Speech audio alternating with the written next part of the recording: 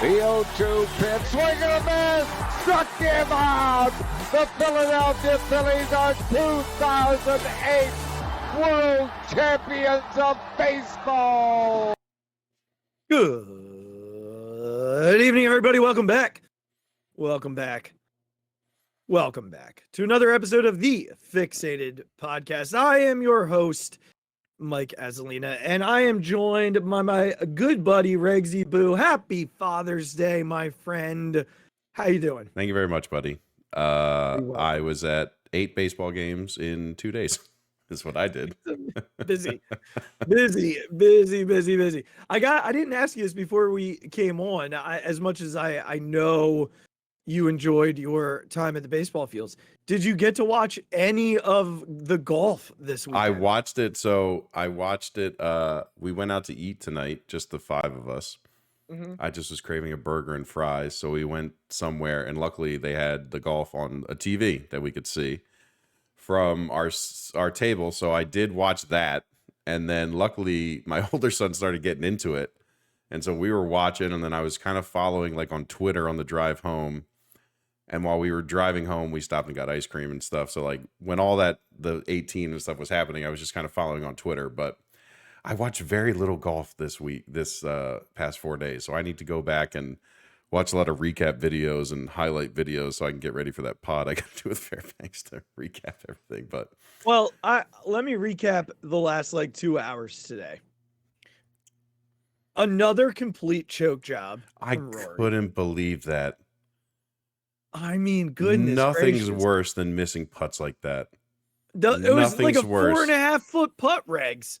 Nothing's worse than it. I can't, like, if he had just like blown drives and like not had a way to get up and down, you could maybe just be like, okay, a couple shots got away from me, but like 4-foot putts, like to lose the US Open. Come on, man. Yeah. Come on, man. And when we talk about up and downs, the up and down on 18 from Bryson, just unreal.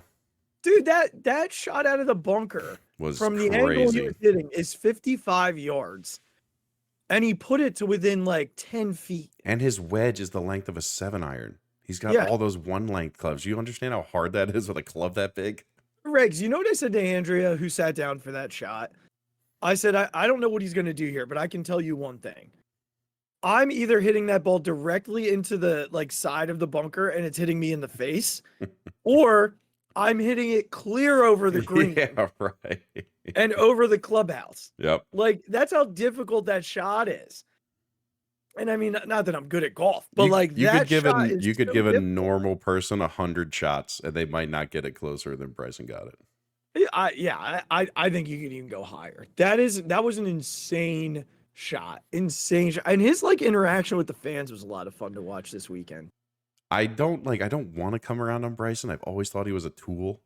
And I'm there. I don't think I'm there. I haven't come around completely, but like by all accounts, he kind of like has realized what a douchebag he used to be. Yeah. And is like kind of coming around to just kind of embrace it and just be a normal person. And I don't know if I'm there for it yet, but like at least he's like kind of got some self-reflection, because it used to just be like, dude, do you hear yourself? Yeah. Or is there anybody around you that is like, dude, like you gotta chill. Like you just gotta chill. You know where he got me today? I don't remember the hole it was on, but he was coming off a hole. It was on number 10, and he signed the guy's hat. Yeah. That was it for me. Yeah. I'm in. That's all you know. That's a week. That's true. That's true. You're gonna get me every time with that. My cold dark heart was like, he did that for the YouTube video. He didn't do that for real. Every time with me. I don't care if it was fake or not. You win. You got Azzy right there. Done. Oh, man. I played in a tournament on Friday. And I didn't tell you in Banks this. I don't want you to be mad at me, so I'm going to tell you on the air so you can't be mad. I did go get fitted. I got myself some new clubs. You didn't? Yeah, I did it. Yep.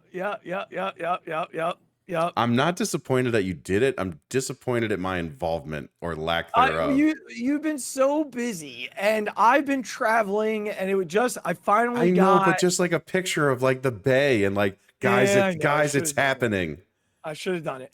I actually got TaylorMade Sim 2s, Okay. and I love them. Ha- I I love this Regs, has turned into a golf podcast, by the way. I know we're gonna get to the Philly sports stuff, but Regs, can I tell you, I hit the irons so well in this tournament.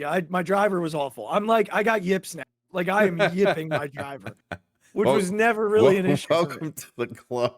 This was never an issue for me, and now it's an issue for me.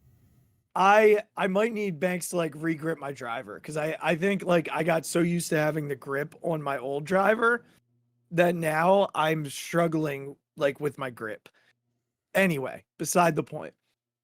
I need to get used to the yardage with these. So you clubs. have them already? Like they're done? They're in your hands? They're in my hands. Oh my I got goodness. Regs, I was 110, 115 from a green uphill. And I was like, this is typically a 9-iron for me. Regs, I went over the green by about 15 yards. And it was like, it was dead at the pin. I was like, this is at the pin. And I was like, oh my God, it's long. So this is going to take me a bit, but here we are. They didn't give you any numbers when you left the fitting. Like this is how far this one goes. Well, they did, but when you're out there, you're like, yeah. I mean, I'm back in my own space. It's going to take me time. They gave me that throughout the like actual fitting. Like they told me. How was the experience? I didn't really love it. I'll be honest with you. The guy was nice enough. Okay, that's good. Yeah, he was nice enough. Right. But I don't know. I don't think I'd do it again. I'd probably just go and buy clubs. I'll be honest. I don't know if it was worth the money. Like I mean, look, you needed new irons. I did. Let's just get that out there. So like, yeah, if you use some technology and got somebody to tell you like, hey, this seems a little bit better because of this, this, and that, great. Good. Yeah, you did it the right way. Yeah, I probably would have picked the same clubs at the end of the day. But it was good. It was fun. It's done. I got them. I'm ready to play. So let's do it soon. Yes, please. All right. Here's the topic of tonight's show. We're pretty much gonna do a would you read in this show. So we're gonna take one topic from each team, Sixers, Eagles, Phillies, and we're gonna say what do you read out of this? The Sixers and Eagles are more a rating scale. The Phillies are more a which one of these best describes them at this point. And then we're going to spend a little more time on the Phillies just because, they're in season and we're going to live there, especially after their series they're coming off of with the Red Sox and the Orioles. So starting with the Sixers, 1 through 5, 1 being I'm not reading into this at all. 5 being yes, I'm reading into this a whole lot. The other night, on the NBA championship finals pregame, Paul George was on the show. Like he was on the pregame show, sitting up there with all the ESPN guys. About halfway through the pregame, Joel Embiid shows up. Like Paul George looks nice. He got the suit, buttoned up. Joel comes on wearing a t-shirt. And during this exchange, they asked him about the Celtics, and Joe's like, well, they got a little lucky this year. The whole East is injured. I was injured, so on and so forth. Stephen A went all in on that with like, I believe in you. I believe in Tyrese, the whole thing. And Joe jumped off of that and was like, yeah, we're just going to get some help. And like wide side eyes, Paul George, And I forget, I think it was Perkins was sitting next to him. And he was like, Joel was like, yeah, we're going to get some help. And Perkins was like, yeah, the dude's sitting next to you. Yeah. Like, they're all in. And Paul George, meanwhile, credit Paul George, sitting there smirking, not saying boo to any of this. Right. Now, there's been a lot out there. We've talked about Paul George. A lot of people have said we don't want another 34-year-old overpaid guy, like so on and so forth. You and I have both said we'd be good with Paul George. Yeah. That's not the question here tonight. The question is, how much are you reading into this? Oh, they were just messing around, 1-0 or 5. He's going to be a Sixer. I think I'm at 3.5. I don't think Joel does anything like this without intention. And I can't remember the last time a player has just ransacked a pregame broadcast to be close to a potential free agent signing. So I think from Joel's perspective, this was absolutely real. This was absolutely a chance to get next to Paul George and say something publicly and push Daryl or anybody listening into what his, intentions are. Because I don't think Joel does anything quietly, quite honestly. Yeah. Will the Sixers get him? I have no idea. Paul, a lot of stuff has come out since that Paul George is from LA. Like, he doesn't necessarily maybe want to move to Philadelphia. Like, LA is where he wants to be. And, there's still the Brandon Ingram talks out there, potential.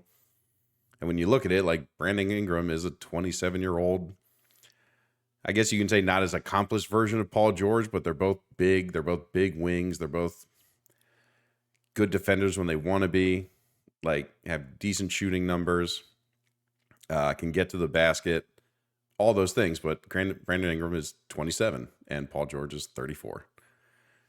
So I still don't have a good read on who the Sixers will get, but I absolutely think that Joel Embiid did this with 100% intention of getting as many eyeballs on him doing this as possible. Yeah, I'm going 5. He's a Sixer. Regz, what you said is exactly, those are the words that I had sitting in the back of my throat, ready to say. Joel Embiid does everything with intention. Every tweet, every post, every interview, every press conference, every single step this dude takes is with intent. He found out Paul George was on that stand. He found out he was sitting on that set, and he was uninvited. He wasn't supposed to be on. Right. Like, they got back from break and they were like, "Oh, we have another guest," and there's Joel Embiid just sitting there with Paul George, which is hilarious. Yeah, like it's hilarious. I do think, again, I would probably prefer the age piece with Ingram. At the same time, I don't know that Ingram's the difference maker that Paul George can be. We know Paul George has had issues in the playoffs, but they don't need Paul George to be a star. They need him to be the third best player on the team. That's it. That's what they need him to be, better than Tobias Harris. Yes. If they had someone better than Tobias Harris in the postseason, they probably have a title at some point here in this little run. Yeah. I don't know what Paul George's playoff numbers are. I'd have to look at them, but one could assume they're better than Tobias Harris' postseason numbers. I don't think it would be difficult to reach that. That's kind of where I'm at too. So, and then you get the defense and the rebounding and put that. I'm all 5. Like, I just think there's so much more meaning behind Joel Embiid's actions. They're probably gonna get nailed with tampering just for this act when he signs. This is. He just wanted to be on a TV show, Azzy. That's all. Yeah, that's all. So yeah, that's where we're at there. Speaking of tampering, the Eagles did not lose any picks, Regz. This is not our fantastic concern level thing. However, I do think it's hilarious the level at which people are making fun of James Franklin. Oh yeah, everything that happened. Oh yeah. I forget where I heard it today. I forget what show I was listening to, but someone was like, "Yeah, James Franklin probably hasn't talked to Saquon Barkley since he left Penn State." Saquon Barkley is, use me. I was a top 5 pick. Yeah. Like, I got a huge $13 million contract, like 6 years out of leaving. Use me as a recruiting tool. But let's not act like I call you for career advice. Yeah, is right. essentially what everybody's saying. He's not calling James Franklin to ask him if he should go to Philadelphia. Yeah, I wouldn't think so. And on the other side of that, Howie Roseman, smart enough to know what the line is in order to get Saquon Barkley without losing picks, right? Like, just, so. As I'm sure all GMs do, right? They know where they can send apparently not the Falcons. Well, I don't know if I'd trust the Falcons to, like, mow my lawn at this point, but yeah. Most other GMs you'd think would kind of know where that line is and, like, who you can talk to and who you really can't. And Yeah. And how you can get to them, you know what I mean? Like, exactly. how he knows he can talk to Saquon's agent. Right. You know, and Saquon's agent will filter everything to Saquon. However, it's good. You know, they took everybody's phone. Apparently, there were no messages to Saquon, no messages to James, no calls, nothing. Yeah. My father-in-law was like, yeah, well, they could have used a break. Well, that takes a lot of effort that you really just don't have to have. If Saquon knows the Eagles are interested, he'll know. Interested. He'll know. And yeah. Anyway, no hurt there. All is good in Philly, in Eagles land. However, our let's read into it conversation comes with the quarterback. Last week, we talked about Jalen's performance during spring and how we don't have a concern. Yeah. However, our conversation tonight is a little bit different. I want to take you back to the Seattle Seahawks game. So we're going back to like the holidays. We're going back to basically Christmas. And Jalen threw that ball up at the end of the game. We come to find out later that it was he and AJ that made that decision. And they let it out there for him to not apologize, but own it, because Nick pretty much owned it for them. Right. And they asked him, like, what does that say about Nick? And he kind of blew off the question. Fast forward to the season ending. And they asked Jalen again about, like, oh, what does this mean for Nick? I don't know. I mean, what do you mean? Like, oh, there's rumors about him being fired? I didn't know. Again, chance for him to come to the aid of his head coach, right? Here we are, OTAs, like mandatory minicamp. Nick gives up all the reins to the offense. They asked Jalen, what does this mean? You know, what does this say about Nick? Yeah. It's a great question. I don't know. That was the response. It's a great question. I don't know. So I guess the question here is, how much do we read into Jalen's answers when it comes to Nick Sirriani, especially with the layups he's being tossed, right? Like, these are opportunities for Jalen to be like, you know what? It says a lot about him. That's it. Like, you say that, I'm waiting for a reporter to say, Jalen, do you like Nick Sirianni? Yeah. And just, leave that out there. 1 to 5. 1, this doesn't mean a whole lot to you. Not reading into this. 5, there's a lot here, and we need to pay attention. 4.5. Ooh. I Say think more. I think we've gotten past the point where, like, there's too many of these instances to not question what's going on. Mm-hmm. It's not just like, if this had happened once, you move on, right? It's a press conference. People say things. Maybe Jalen just, whatever, right? It is what it is. Right. There's been too many opportunities for Jalen to just say, Nick's doing great. We're so happy to have him back, and I can't wait to see what him and Kellen put together. End of question. Like, moving on. That took me, half a second to say those words? Yup. And like, he keeps getting these opportunities to do it, and he's going to continue because now it's a thing. So now you know what's going to happen. People are going to keep asking him to hear what he has to say about it. And we're at the point where if Jalen is continuing to give the answers that he's giving, it's on purpose. Because nothing is unsaid at this point. You know what I mean? Like, nothing is in the dark here. Nothing is like cryptic. You're being asked these questions specifically because of how you've answered in the past. You're going to be asked again because people are going to read a lot into your answers. Jalen Hurts will know this because he has an entire PR team, an agent. Again, multiple, I'm sure other people from the Eagles have probably spoken to him about how he answered these questions. So if Jalen continues to just give these answers, then it's 100% intentional. And that means there's an issue. I don't know what the issue is, quite honestly. I don't know if maybe it's frustration with Brian Johnson getting fired, which again, I don't think was a Nick Sirianni decision, if I'm quite honest about it. I don't know if like there really is some underlying something going on, which again, I don't know where that would stem from. Unless for some reason Nick is like leading the charge about Jalen's leadership style, like behind the scenes, which I also don't think is true.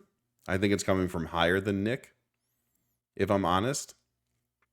So at this point, I am concerned because Jalen's had plenty of opportunities to just lie. He's had plenty of opportunities to just lie and just say, really happy he's back. Can't wait to see what him and Kellen put together for the offense. Really looking forward to it. Like, we're getting into it. It's going to be great with the weapons that we have. End of quote.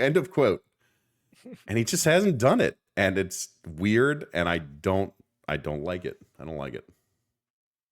So let me start here. If there is something going on, like you said, and you're not quite sure what it is, if there is, I think to me, it feels clear. You've got Nick Sirriani, who's very outspoken, very boisterous on the sideline, very like, he's right there in the camera's face. Yeah. You could not find a more opposite personality quarterback than Jalen Hurts. He comes from the Bill Belichick, Nick Saban mindset, stance. This is how I play. This is me, right? Like, that's him. Nick is not that. Jalen's not Nick. Yeah. So if there is an issue, I don't know that it goes much farther than like, they're just two totally different people. And Jalen doesn't love the way Nick acts. Think to the Super Bowl.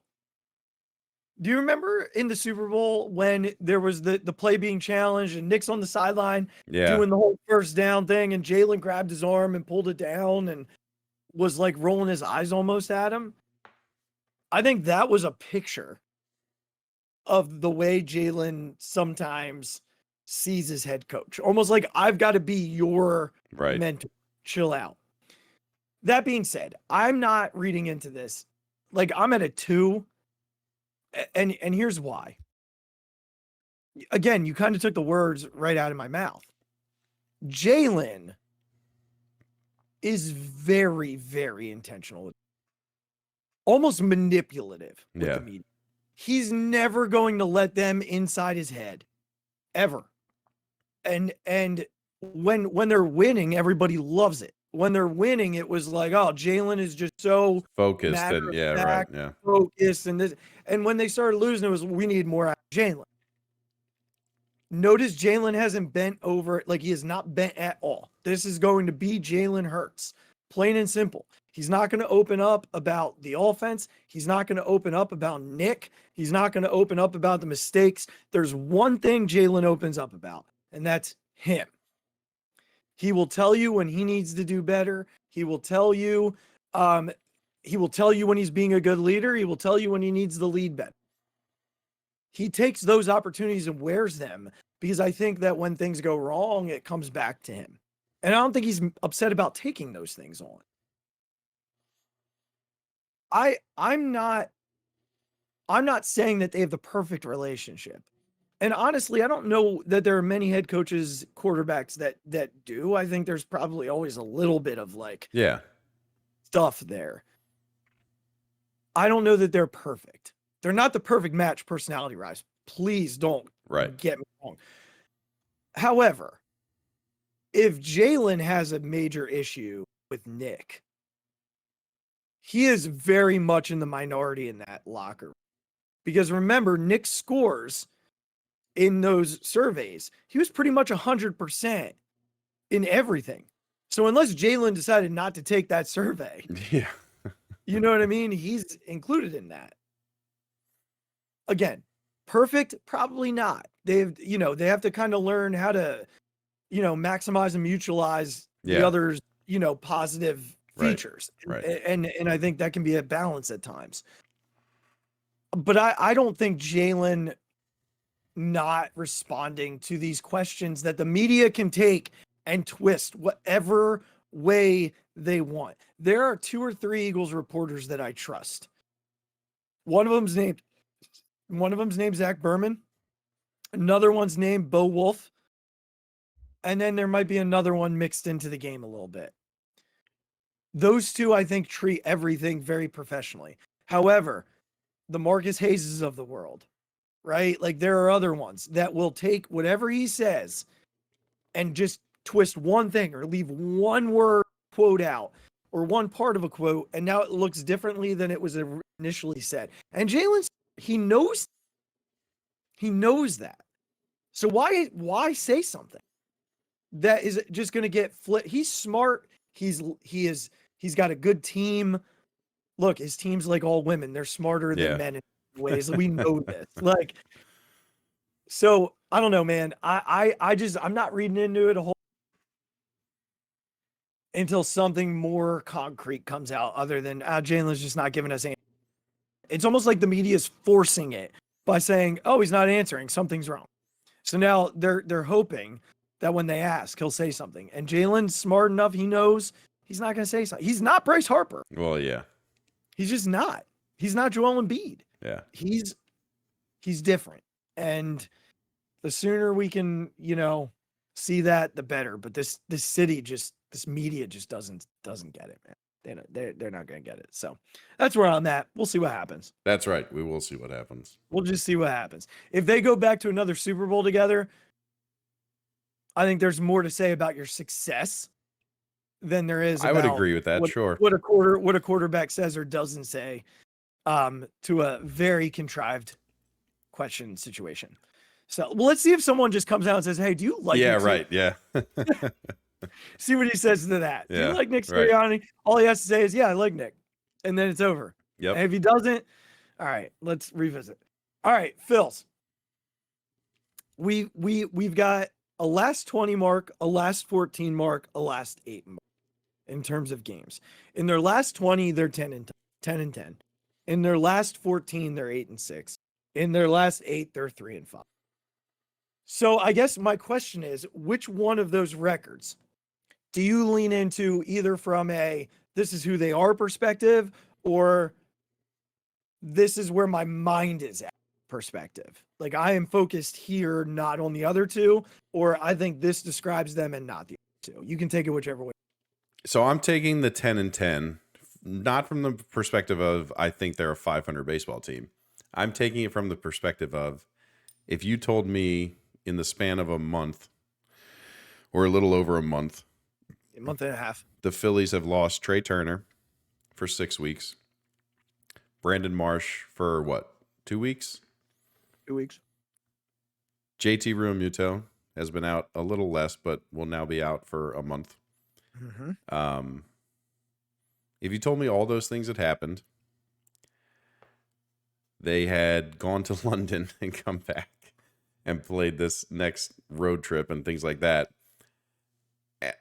And I think you could even just stop it as, if you told me Trey Turner was going to be out for 6 weeks and you told me that this team was 500, I think a lot of Phillies fans would have taken that, considering what their record was, and how great Turner was playing and how badly some of the other guys were playing at the time.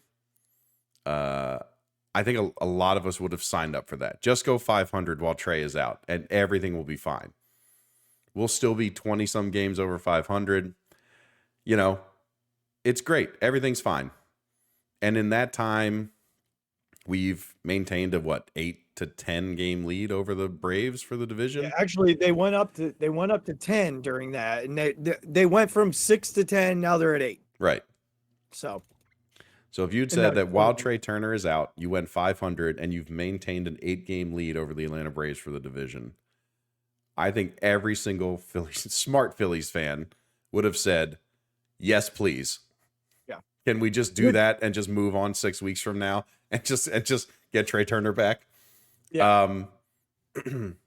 So I think that's the bottom line. When you add into that Stott kind of going on a downturn, obviously Bohm heated up, but then for the last couple of weeks has been right back down. Hopefully he's kind of picked it back up, which we'll talk about. Nick, we thought we had him for a week there, and then he's right back to it. So thank you, Nick. In that same time, you've lost Brandon Marsh. who I know like wasn't like was platooning and things like that, but I certainly would rather have him out there than Whit Merrifield in those situations. And like, look, Sosa has come back down to earth as we expected him to. Like, God, did that guy play well for a month, or not a month, but like several weeks, and more power to him. We love Edmundo Sosa, but like everyone knew this was going to catch up to us. And so if you win 500, you maintain an 8-game lead. I think everyone would be very pleased with how that turned out. And look, have the last couple series like really stunk? Yes. Are the Red Sox beating the Yankees right now, who are the first 50-win team in baseball? Yes, they are. I'll take 2 out of 3. Baseball's weird, right? They just took 2 out of 3 from the Yankees, who have a better record than the Phillies. So it is what it is. We'll talk about how the London thing might have affected it, but that's what I'm focused on. Yeah, so I took it a different way. Like, what's this team when I look at those 3 stretches? What is this team actually? And I see them more as the 8-6 team as they get into the meatier part of their schedule, and they get healthier. You know, you just mentioned a stretch in which, you know, no Trey, no Brandon, no JT here. Guys who have started games for the Phillies during this time frame. You already mentioned Edmundo Sosa. You mentioned Whit. Thank you. Weston Wilson. Christian Pache, David Dahl, Garrett Stubbs, Cody Clemens, Garrett Stubbs, Rafi Marchand. Like, someone said it really well today. Yes, injuries are a part of baseball. To have 3 starters, all who hit in the middle of your some capacity, out at one time, that's tough. Like, that's, you know, they are missing. They've gone through 3 2-hitters in the span of 5 weeks. 3. Trey's return tomorrow will bring back the initial. It lengthens the lineup immensely. Yeah. With Trey Turner back in the lineup. It lengthens it immensely. It's going to be so nice to see this lineup with the length that it can have with this being the case. Yeah. So, I mean, like, God, you looked at the last 5 hitters, they all could be 9-hole hitters. Yeah. Like, on any other day, they're all just the bottom hitter in the lineup. It's tough. It's been tough to look at. So I do want to talk about Trey's return tomorrow. He will officially come back tomorrow. Here's the part, though. Trey's return means someone has to go. Yeah. Weston Wilson went down for Brandon Marsh's return. Here are the guys that could essentially go tomorrow. Whit Merrifield would immediately hit free agent. Someone would pick up Whit Merrifield. Yes. Let's be honest. Yes. Christian Pache. Someone would immediately pick up Christian Pache. Right? David Dahl. I mean, look, he got off to a really hot start. He's cooled quite a bit. Someone would probably pick up David Dahl. There's a good chance, yeah.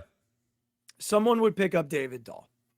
Because if he did get hot, if he did keep it going, he's someone that could flip at the deadline to a team.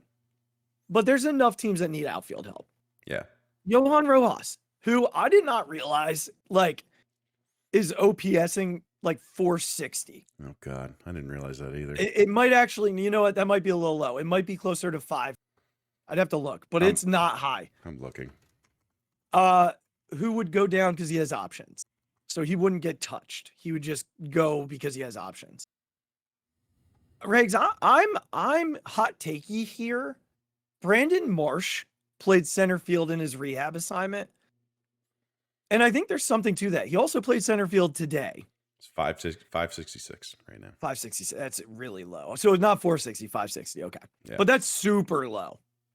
Not great. So if you're the Phillies and you look at the situation here,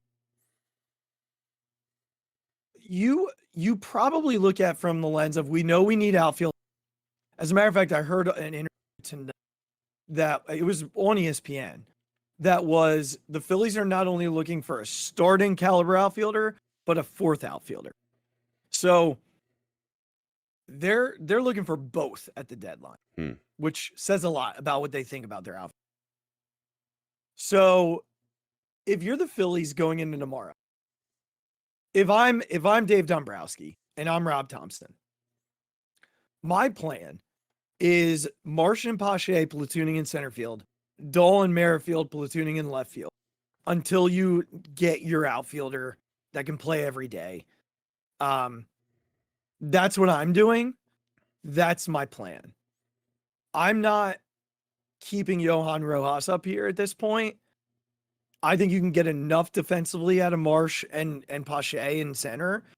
And Dahl has played pretty well out in left field. He'll play a majority of the games with Witt playing the games against lefties. Yeah. I think that's fine because essentially your lineup 1 through 5 is Turner at 2. Everything else kind of stays the same through Stott.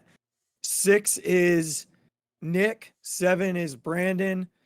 And then your 8, 9 is whoever's playing left field and whoever's. Yeah. And I think that's passable until you get your outfielder in July. I think you can win enough games to stay where you're at.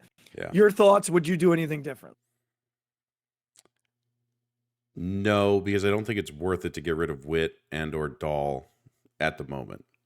Yeah. And I think they gave Rojas a leash. They gave him a good amount of time to see if we could figure this out. Yeah. And he just hasn't. His swing is maybe, there have been some improvements, but it's still too long. Johan Rojas' only job should be to put the ball in, just get it in play somehow. Yeah. Use your speed. Use if you whatever. Your job should just be to get the ball in play. And he just takes these massive hacks, not only in 2-strike counts, but all the time. He's trying to be this power alley guy. And it's dude, just slap the ball around everywhere and just run and steal bases. You're not doing what's going to help your skill set here, man. Right. You hit balls and they die. They look like you're hitting them with a pool noodle. No one else is like that except Garrett Stubbs, who hits a ball and it just goes absolutely nowhere on his bat. Oh my gosh. It's so funny. But I just don't think for right now it's worth it to get rid of any of those guys. Like you said, they could be trade pieces. Putting Rojas down doesn't lose you a trade piece with a Pache or a Dahl or even a Merrifield. Let's just be honest about it. And I just think it's just what you got to do. I'm a little worried about Marsh coming off a hamstring injury and having to roam center field. I don't think they'd bring him back unless he was 100%. So I hope that's the case. But it's a lot more running than left field. We know Marsh hasn't been the greatest center fielder, but like you said, hopefully it's just passable enough to see what you do at the deadline. And I think it would be, honestly. I think we saw Marsh, before Rojas, Marsh was the best center fielder we've ever seen the Phillies have. Since Shane, exactly. Yeah. So I'm completely with you. With you. I think the other piece to that is, say you put him out there and something should happen and you send Rojas down. Rojas can come right back up. It doesn't impact the team. But if one of these other guys goes and they get picked up, it kills your outfield depth. So if Marsh does get a hammy, you don't have David Dahl to bring up. You don't have Christian Pache to bring back up. So right. I think it's the safest move from a roster construction standpoint. And I'm anxious to see what they do. But I think at the end of the day, offense has got to start coming from. I think Trey will give them a jolt. But if Bryson Stott's going to be hitting 5th, they need more offense. If Nick's going to be hitting right behind Bryson, they need more offense there until they add whatever bat is coming behind. Both of them are really tough. Yeah, they're both struggling immensely. Part of the fun of doing this game that we're doing is the opportunity to kind of track some of these stats that, are out and about. So I've been tracking them since the beginning of June. And let me tell you where these two guys are at in terms of their numbers here. I had it open, then I closed it down. So you're just gonna have to bear with me for a moment. Stott since June 1st is 9 for what? 44. Good Lord. He's on base 16 out of 50 times. He's still walking at it. Nick Castellanos is 10 for 55, 15 for 58. He has struck out 13 times. Bryson Stott struck out 11 times. So it's not been great for either of those dudes, and they're going to be hitting 5th and 6th starting tomorrow.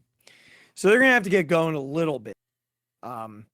Again, you're right. Nick has been streaky Nick. Need Bryson to be a little more consistent. Yeah. Especially I just don't know what's up with him.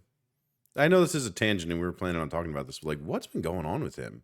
I don't know. His whole it's tough. His whole approach has gone out the window. Like, this is a guy who used to just get up there and with 2 strikes would just foul ball. Yeah. And be perfectly happy with just slapping something over the third baseman just to get on base. And it just seems like he's trying to turn into something that's like, it's just so contradictory to like what this guy's skill set is. Like, yeah, he's getting 2 strikes almost immediately and then staring at the next pitch.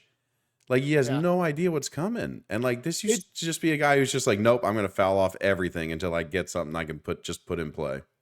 Yeah. I'll be interested to see how, it felt like he was starting to come out of it a little bit. And then, these last like 15 games or so, he's been inconsistent. It looks like he's coming out, then he's not. Some at bats are better than others. It's just been, I don't know how else to say it other than inconsistent. It's a bat to a bat. You just don't know what you're going to get. Do I still trust Bryson Stott when he comes up? Yep. I still think he's going to get a hit or put together a good at bat, more so than I do with a guy like. Yeah. And I think that says something about the type of hitter. So it's tough. They have he and Bohm in those 2 spots because they make a ton of contact. Right. And right now, Bryson's not making a ton of contact. Yeah. Alex still is. Alex still making plenty of contact. He has been. He's just been getting unlucky almost. He's been like just hitting it either right at everyone or mostly that. He's just hitting it right at people. This series was good for him. Oh my God. He got going in this one. Yeah. So hopefully he carries that home with him. I do think a little home cooking is what this team needs. They had a short 3-game homestand before they went to London. Right. And, then they've been gone for, 2 weeks essentially at this point. So they need to get home. Yeah. Real quickly before we jump into this last series and talk about the London tie to this. I feel like we need to hat tip Sir Anthony Dominguez. Yes, please. Who looks to be all the way back. I want to knock on everything wood that I can find. I mean, I said it yesterday. I said it after the win on Friday. Yeah. And then today, I know it was an 8-3 game. It didn't matter a whole lot. But he came in and struck out like the only guys who killed us the entire series. Right. He didn't come in against the bottom. He came in against the heart. That's right. And literally made them look foolish. So I think he might be all the way back, which is a huge game changer for this bullpen. Nothing would make me happier. Because then they don't really need to visit the bullpen come July. I mean, look, am I going to still say no to like the Cardinals guy or like somebody like that? Like, of course not. No, but I mean, if you're looking at a top tier outfielder, you're probably not getting that guy. Right. I think that it shifts their priorities to, the offensive side, which I think is probably correct. And they do have a couple of they have a reliever on the list that I feel like everybody can think hard to a guy who started off the season really well and then got hurt. A reliever started the season really well and then got hurt. And then, everybody forgets him. I forgot him until I saw a video kind of floating around during BP, and I was like, "Oh my gosh, I forgot he exists." I have no idea. You don't want any more time to think about it? What division? No, one of our relievers. Oh, Junior Marte. Yeah. Yeah. Yeah, like I forgot about him. So like, think about like him coming back when when he's ready. He was pitching really well. He's pitching really well. Just think of him instead of Ruiz, right? That's what I mean. Yeah. This bull gets much deeper. If Sir Anthony gets better, continues. Sir Anthony hasn't given up an earned run since May 13th. Is he okay? What happened? Was it shoulder something? I don't know. I'd have to look back and see. I have to look back and see it. I thought it might have been forearm discomfort. I'll have to look and see what it was. But at that point, your worst reliever is Gregory Soto, who has been, here and there, but you're not using him in big spots come postseason anyway. Shoulder inflammation. So they're taking their time with him. But rehab assignment on Saturday. There you go. So he should be back soon. And that lengthens your bullpen a good bit. Yeah. I mean, you need him to come back and be who he was. Right. Can we say that for sure? He's going to do that. Like we've kind of seen him be a little inconsistent, but if Sir Anthony is in fact back. Right. And he's just in that Ruiz spot, then correct. Like you said, then your top 4 relievers. Yeah. Are, you flip-flop pretty much every day. Yeah. And then, the other, Soto and Marte are basically a juggling act at that point. So I just had to mention that. So let's talk about this series. We talked before the show. We're not going to spend a ton of time on the Boston series because I do feel like a lot of the Boston series with Christopher Sanchez and Aaron Nola was, we flew them over the ocean where they weren't going to pitch at all to fly back. And then they had to pitch in Boston.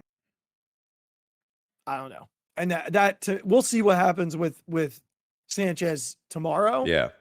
But that's what it felt like to me in Boston. So I really just wanted to talk about the Baltimore series. Yeah. And let's do it. Here's what I want to say about the Baltimore series. Incredible playoff atmosphere. Friday night must have been a blast for you. It was. Well, it was very stressful, but also being surrounded by being surrounded by 45 Orioles fans since we went with all the families from my older son's team. Which, first of all, the boys had a blast. Like, they got on the Jumbotron, like, taking their shirts off. They got their team name on the board. Like, the kids had a blast. That's awesome. It was a stressful game because the Phillies just kept giving up runs for stupid reasons. Yeah. But ended up winning. It out. That's right. Ended up winning. The Bomer renaissance, right? The Bomer comeback. That's when it clicked. Yeah, that's when it happened. But I think Friday really screwed them because they had to empty the bullpen. Yeah. And what did that leave them with on Saturday? Gregory Soto for an inning and a third. Yeah. And then Jose Ruiz. Yeah. Which is just not a recipe for success. And look, Topper had Alvarado going in the 9th, or in the bottom of the 8th. But I really believe that was only for a save situation. Right. If the game was 3-2 going into the top of the 9th and the Phillies found a way to come back, that's the only way you're using Alvarado. You're not using him. Right. You're just not. Right. It's not where you use them. Yeah.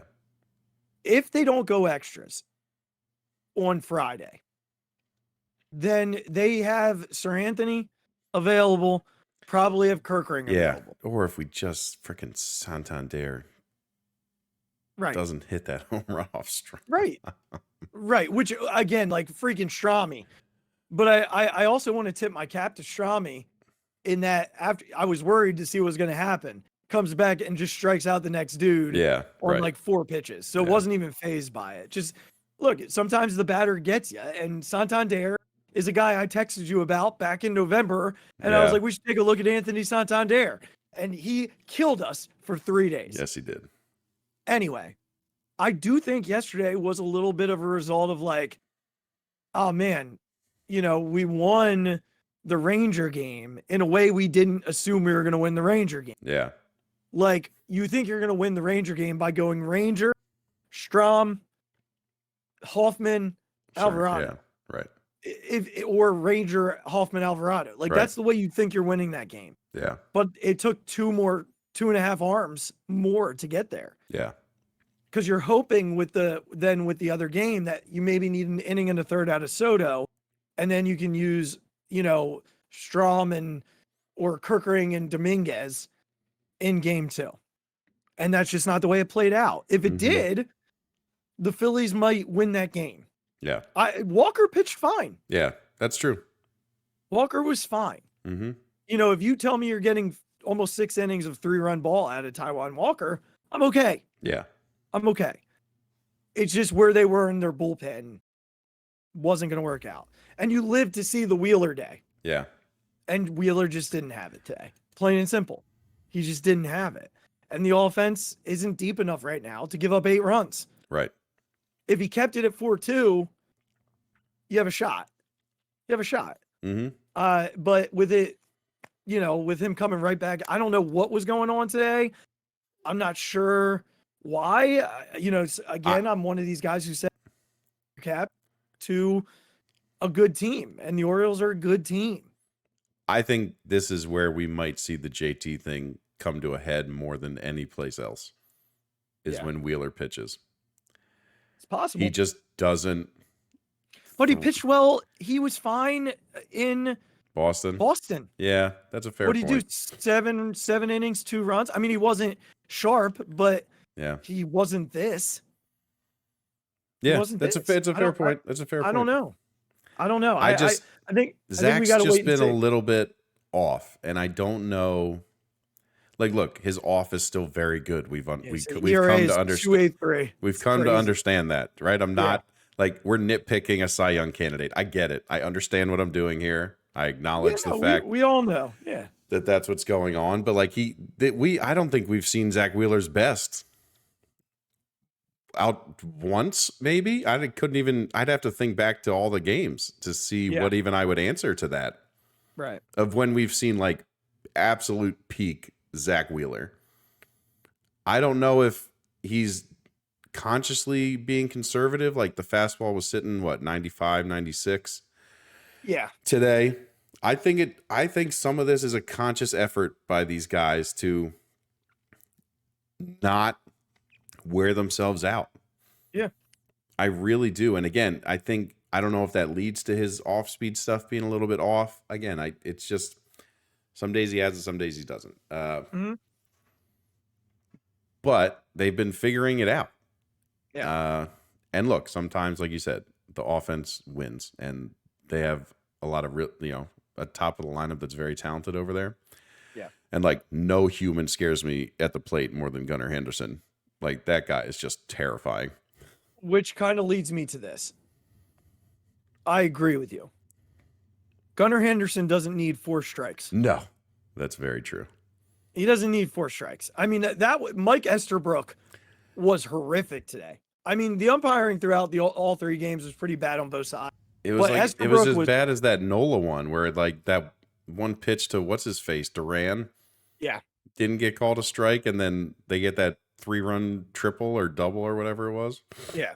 And then Corbin Burns is getting pitches like 2 inches off the plate, right. Which is wild to me.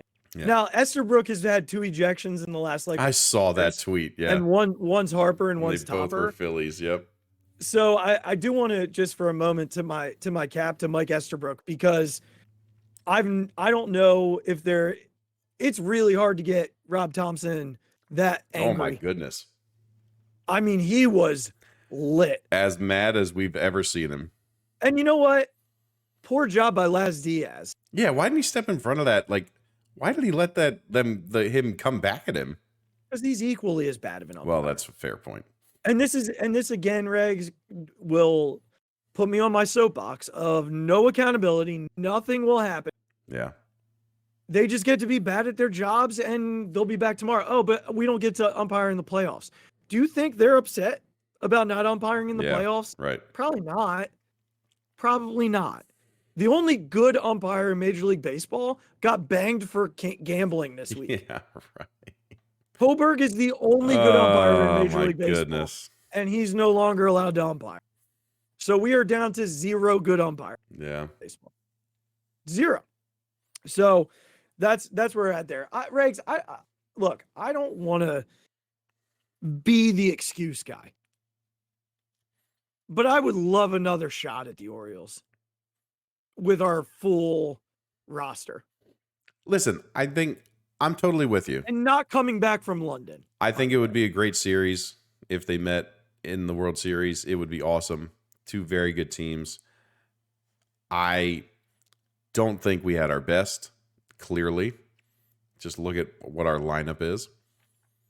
Did they just come out and beat Zach Wheeler? Yes, they did. Absolutely. Okay, right? They just 100%. come out and pummeled him. It's going to happen sometimes. They're a very good offensive team. Like, it's just going to happen. They have the capability to do that. Which is why I want October Zach Wheeler to face the Orioles. October Zach Wheeler is very different than June Zach. You tip your cap to them today. Yep. Like you said, the bullpen thing with the extra innings made the second game a little bit weird. But look, Orioles came out and won it, and we didn't. Yep. Our offense didn't show up. But again, that is a reflection of some of our injuries. But like, I saw one tweet that was like, good teams lose to good teams all the time. Enjoy your Father's Day. Like, that was it. It's like, yep, you're exactly right. That's how it goes sometimes. I say it all the time. Like, baseball's not easy to win. Yeah. It's just not easy to win. And I people can call it an excuse. They can say it's coping, all these things. Tell me how the MLB set the Phillies up for success this last week. Yeah. Like, you sent them on a trip across the ocean for 2 games and then brought them back to play on the road. I know it's the East Coast. I know in some people's mind that doesn't make a difference. Yeah. I don't know about you, but when I come back from a long vacation somewhere in the country, I like to go back to my house. All right. I was about to say, I want to be at home. Now, did the Mets get to play at home this week? Yes, I think so. Did they? I'm looking it up right now. They were at home today for sure. Well, then they didn't only play 3 games at home. They were probably at home all week. Yeah, they've been home all week. Tell me how. Yeah, The Phillies played 6 games on the road after the London trip, and the Mets played 6 games at home. Who did the Mets even play? They played the Marlins at home, and then they just finished with, I know they're 5-0 in their last 5. The Marlins, a terrible team. And all right, Padres. Padres. So, whatever. I'm just kind of like, This team just needs a reset. They need to get back home. well, you know, Also, would be nice. a day off would have been nice. If they were off tomorrow. Yeah. If they were off tomorrow, but no, we're playing our 7th straight game. Yeah. Day off coming would have back from been London. Day off would have been nice. It's a joke, man. I like, it's a joke. Whatever. All right, let's kind of recap the game. All right. We got a tight one going right now, Regs. All right. I get Trey back tomorrow. I'm telling you right now that Garrett Stubbs is off the roster. So it would have been Nick if JT were still playing, but I don't have that option. So my roster as of tomorrow will be Harp, Casty, Marsh, Trey. Okay. It's been a mixture of David Dahl, Casty, Harper, and Garrett Stubbs for the last week. Not been great. Your offense continues to be the same. Yeah. Jeez. You're gonna have far less than Mundo now, though. So, we might have to talk about that. You might be able to do something. We'll see. I don't think it makes too much of a difference, but we'll see. Because Marsh doesn't play every day. Could I treat you to a David Dahl maybe or something like that? We'll talk about yours. it. Yeah, he'd be yours anyway because he's not on my roster now. Yeah, we'll talk about it. Because Marsh is back. So, all right, here's where we're at. Your batting average, team batting average, 246.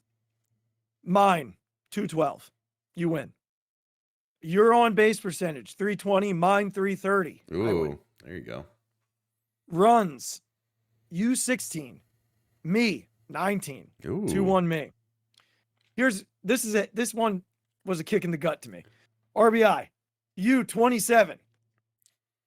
Me 10. Oh boy. Not a lot of runs batted in here.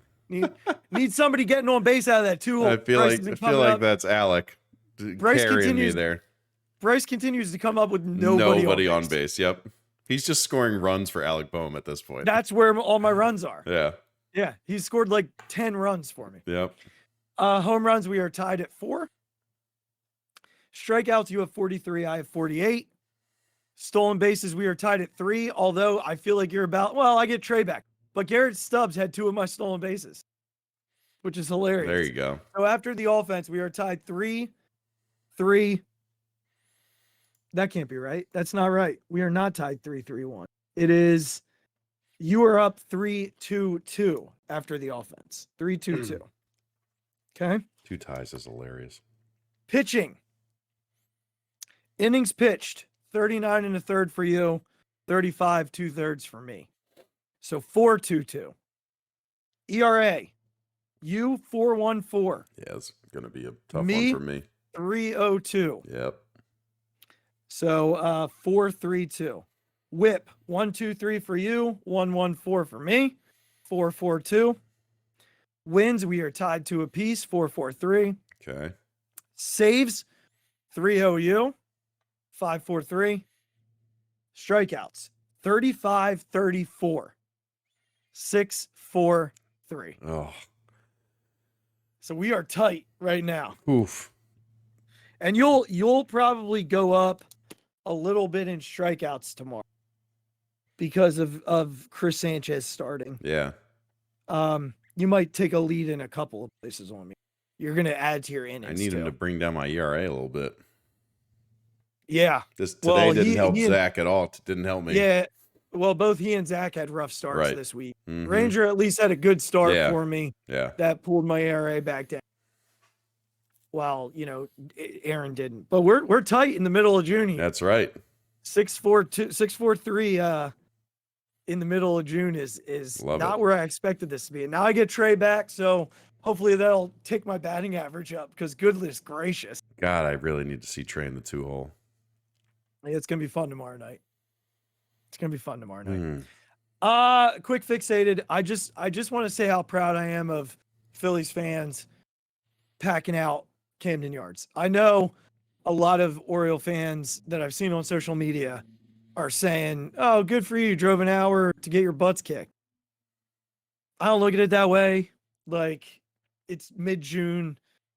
We're banged up. Your John Means injury is not the same as Trey Turner and JT Realmuto. So enjoy your June series win. I think we beat them in a series last year. Yeah. Like, it doesn't mean a whole lot to either team. Like, it's okay, cool. We still have an 8-game lead in our division. You're still chasing the Yankees. I think if we're at home, we probably win this. Yeah. Like, look, I don't think they're getting out of their divisional round of the playoffs. Yeah, right. They got to. So, just a me thing, but you could be gracious host and not. Look, Camden Yards is still awesome. It is. The atmosphere was crazy. Like, it was a lot of fun. I know many good O's fans, and I think we could say the same thing about Phillies fans. There are bad fans in every fan base. Yeah. And a lot of those bad fans are popping up on my social media. And it's annoying because I've talked to one of my best friends who's an Orioles fan all weekend. And he acknowledged, man, I'd love to see you guys with JT and Trey. Like, he's a smart fan. He gets it. Yeah. But then there are idiots out there. Injuries are part of the game. Yes, I know that. I played for a long time. I watch all the games. I know they're part of it. It's also like a reason why you lose games to good teams is that you don't have the roster construction that they do at that time. It's the same thing we say about Ronald Acuna. Yeah, Losing him sucks. Right. It makes a difference. Yeah. Like, let's not pretend it doesn't. Yeah. Good on Phillies fans. Good on us knowing the game, even though we have idiots just like them. Anywho, good talk, buddy. Always buddy. We'll talk about when we're coming back. It might be Thursday. I'm going on Friday night, so we'll see what Thursday brings. But I'll be there for Cole Hamels' retirement night on Friday. So we'll get there somewhere. Then next week's vacation for Azzy. So Ooh, isn't it yours too? Aren't we? We're not there at the same time. Why did I think we were? No, I'm at the end of July. Okay. All right. So I'll be in Jamaica next week. Very nice. Always follow from down there. So maybe we'll figure something out just to say hi. But otherwise, make sure that you click subscribe if you're watching us on YouTube. If not, and you're listening, share it with someone so then they can go and they can follow and rate wherever they get their podcast. Follow us on all social media at B&B Podcast on Instagram. Same on Twitter. At the Phixated Pod on Twitter. Big Regz with a Z. Mike Drop 5. And then you can head over to Facebook. Phixated fan page. Don't forget to click the merchandise link in the show description. We appreciate you guys. We love you for listening. Make sure that you listen next week. Until then, have a wonderful, wonderful week. Happy Father's Day again. To all the dads out there, we love and appreciate you for everything that you've done for us and you continue to do. And Regz, a special one to you. Appreciate you, buddy. Until next time, go Phils. Congrats on your World Series. Welcome back, Trey. Oh, yeah, baby. God, deep to right field. Way up there and way out of here. The Philadelphia Eagles are Super Bowl champions. Eagles fans everywhere, this is for you. The 0-2 pitch, swing and a miss, struck him out. The Philadelphia Phillies are 2008 World Champions of Baseball.